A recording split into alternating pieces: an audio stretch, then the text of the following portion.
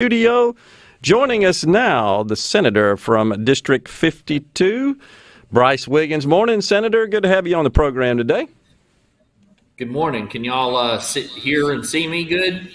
We got you loud and clear. Looking good. Appreciate you joining us today. Good morning. All right, so Happy Monday.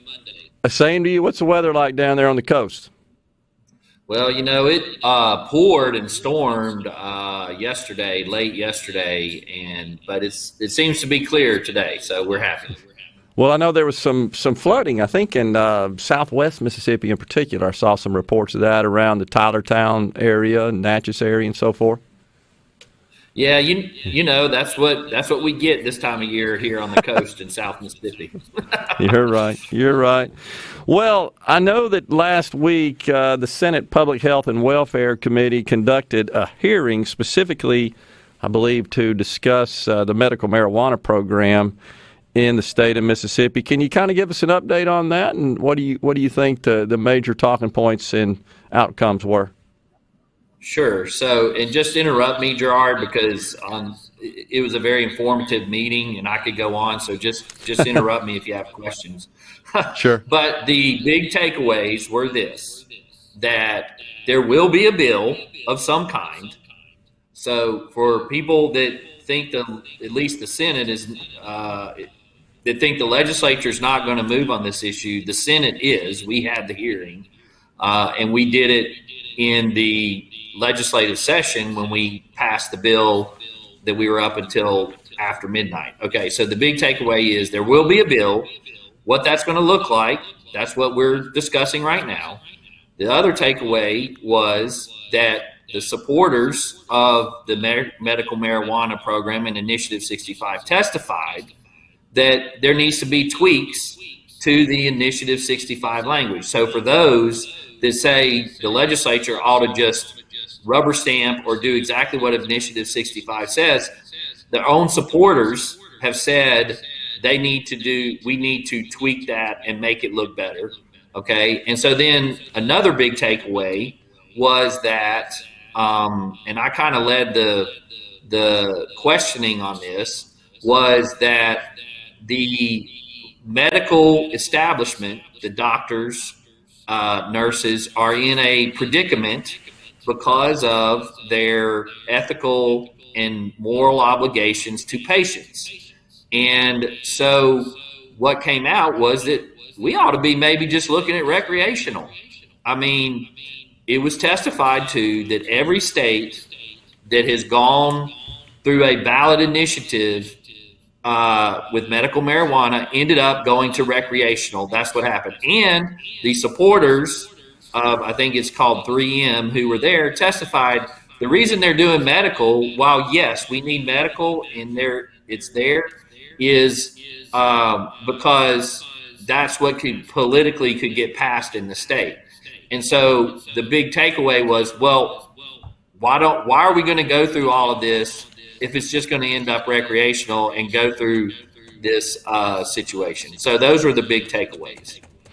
So when you refer to the supporters of Initiative 65, characterize who that is exactly for, Senator. Well, I think, and let me say, that was probably I lumped a lot of people in there. What became clear to me at the hearing is there are many different supporters.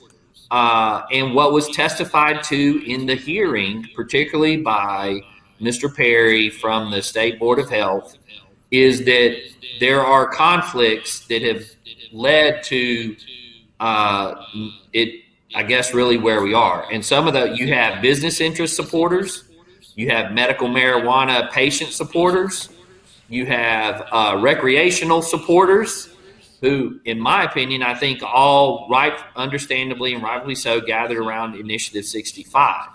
But when you're talking about trying to do a specifically medical marijuana program, then that gets into the medical side of this and the physician side of this and the nurse side of this, when really let's just say the recreational side, that's not an issue for them. And what was testified to in the hearing by Mr. Perry was that when the Department of Health was doing their regulations, and by the way, they did a really good job, that they found it hard because the business interests had a friction with the medical side of this.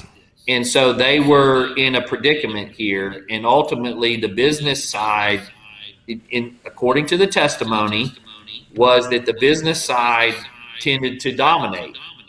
And look, if anybody doesn't believe what I'm saying, they can go on YouTube and go to the Senate Public Health Committee and go watch it. And I encourage every single person that is in the sound of my voice to go watch it, because that's democracy and that's participating in our process.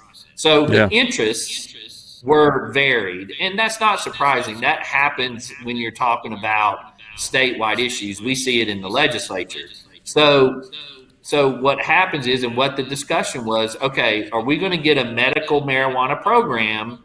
And if so, what's that going to look like? And a lot of the groundwork has been laid through what the Senate did in the first place. I'll tell you another issue that came out that was really interesting to me was that the ability to smoke marijuana. Okay, the medical folks, including Dr. Dobbs, said they will never be in support of smoking marijuana, because in their opinion and in doctors' opinions, that smoking, be it cigarettes or inhalers or whatever, is damaging to your health.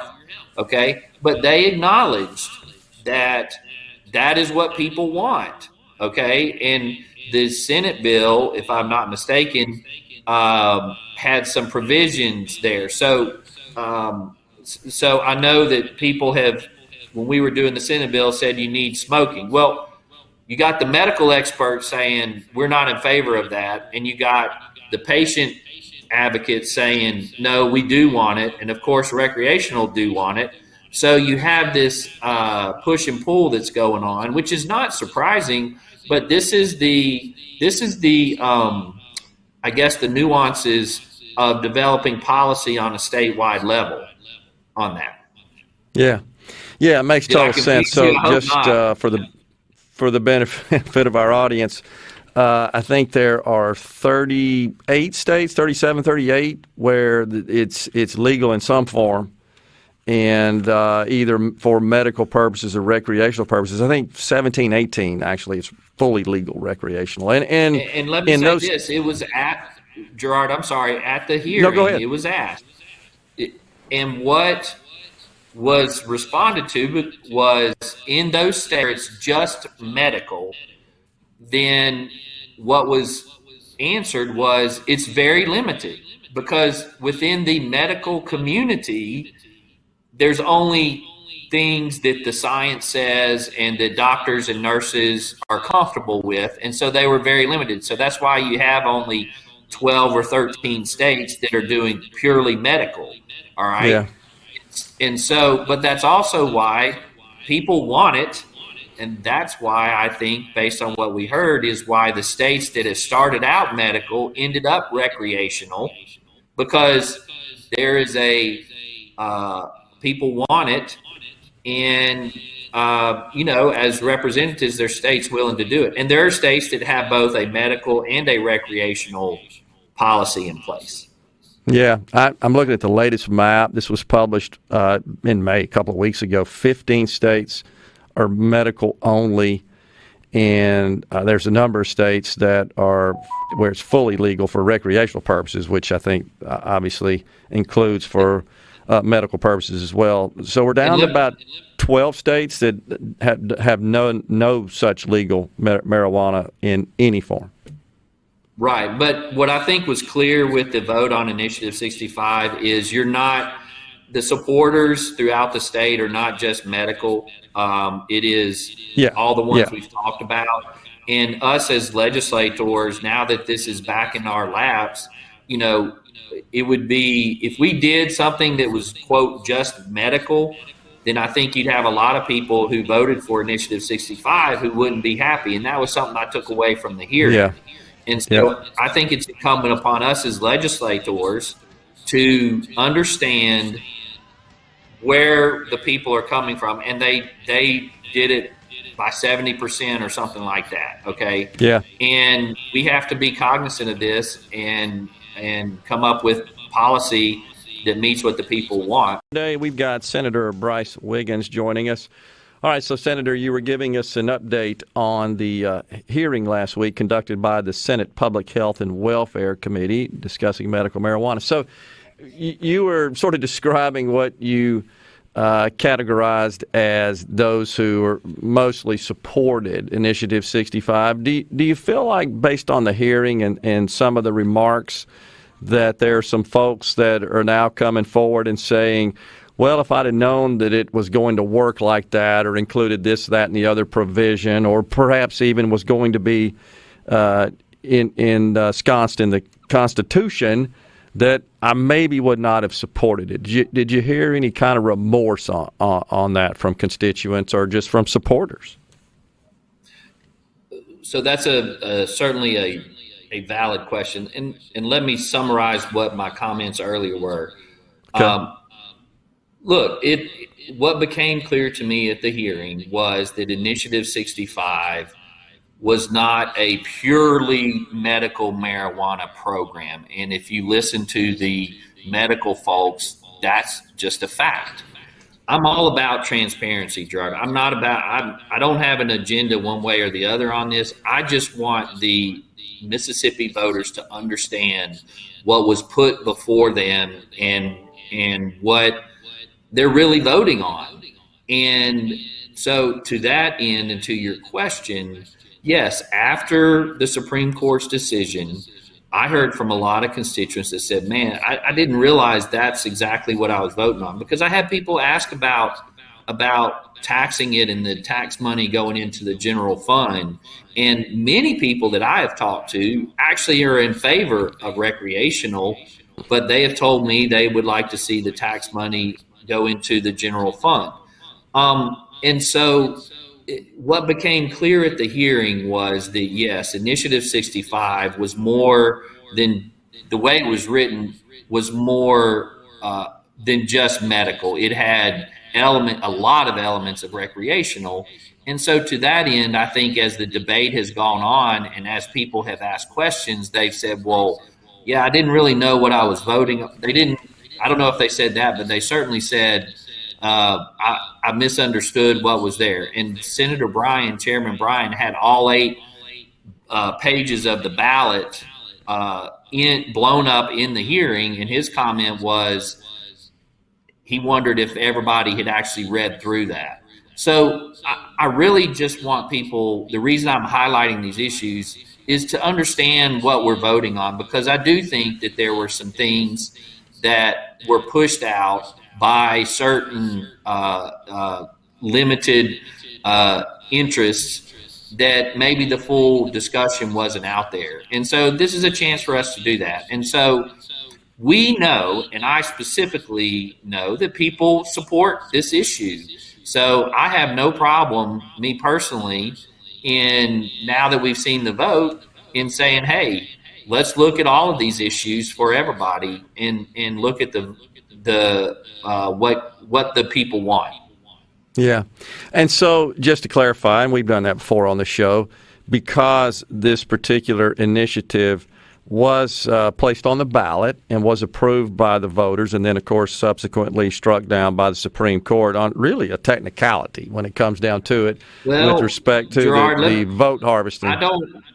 Well, let me say this, and I'm Judiciary A Chairman. I should say the signature harvesting, excuse me. Sorry. When we're dealing with the Constitution, nothing is a technicality. And people can go back on my Facebook and see this.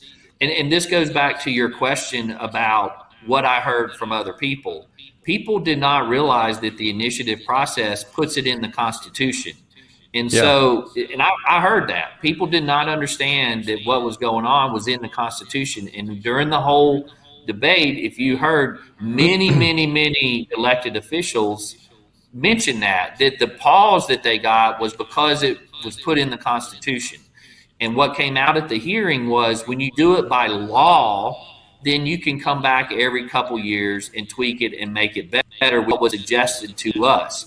So now on I personally do not think it was a technicality. I think, as I said on my Facebook page, since the founding of the country, and specifically Marbury versus Madison, the Supreme Court and the judiciary has had the right to rule a provision unconstitutional. That is their prerogative to do, and they ruled it unconstitutional.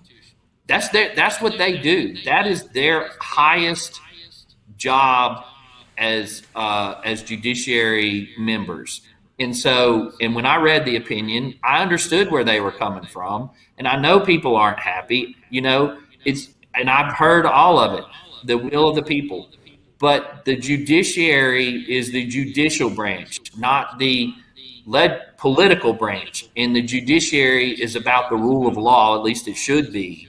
And so as a lawyer and as someone who spends time, I guess, dealing with the Constitution on that level, I didn't see it as a technicality. I saw it as hold on a second. Let me interrupt you there. Hold on a second, Senator. Let me clarify. What I mean by that, let me be clear here, is that the Supreme Court didn't strike down Initiative 65 based on any argument that medical marijuana is not legal. Correct. That it had nothing to do with that or the merits of medical marijuana or the legalities of medical marijuana. Clearly, we know that because 38 states have it.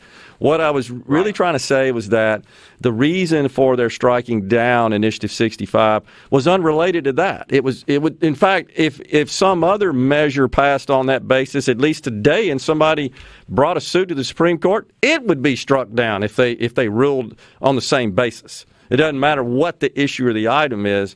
So that's what I mean by technicality, and that it wasn't related to essentially the substance of the initiative. It was related to the process by which the initiative made it to the ballot.